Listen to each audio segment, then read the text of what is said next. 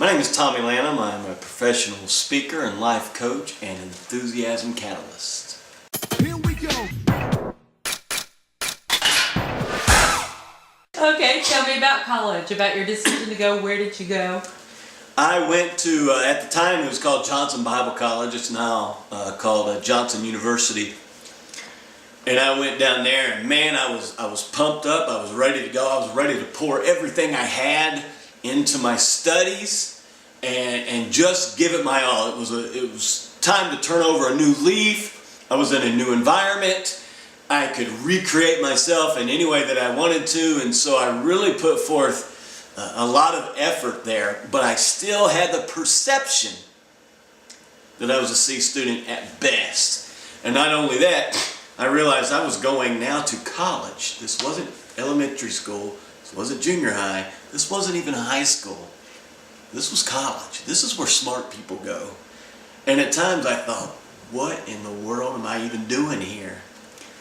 And in that first year of college, I actually flunked a class. I flunked an English class that first year of college, and it kind of knocked the wind out of me, kind of brought me down to what I thought was my reality, that, okay, remember, even though you're in college, you're still just a C student at best. And so that's the way I performed in college. Never excelled academically. I'm one of these people that squeezed a 4-year degree into 6. But I did finish. I put forth the effort and I made it, and it was a rocky road, but I completed the race. I heard a rumor that you were basically kicked out during your college career. So tell me about that.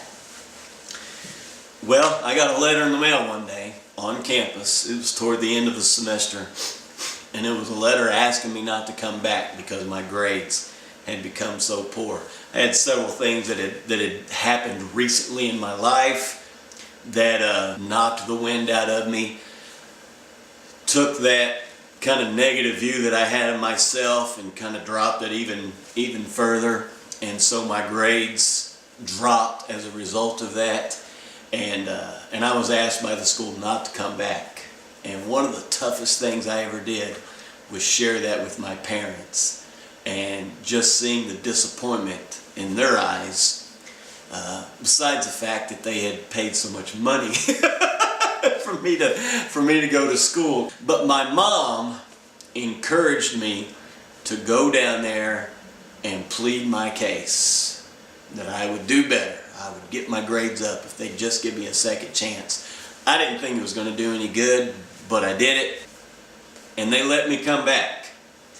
I tell people, by the grace of God and Johnson Bible College, I was allowed to continue my education, and I began to put forth more effort. I had a lady in my life at that time that I eventually married that worked with me in that process, and she was much more intelligent than I and was much more academically successful than I, and her help was a tremendous help in that. She didn't do it for me, but she walked with me in that journey, and I was able to get my grades up. Again, wasn't all A's and B's, but it was up enough that they let me stay. I eventually got off academic probation and eventually graduated with a 2.3 GPA.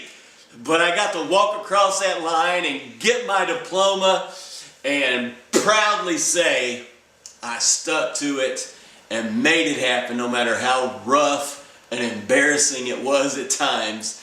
I did it, and from that point I was ready to just plunge myself into ministry.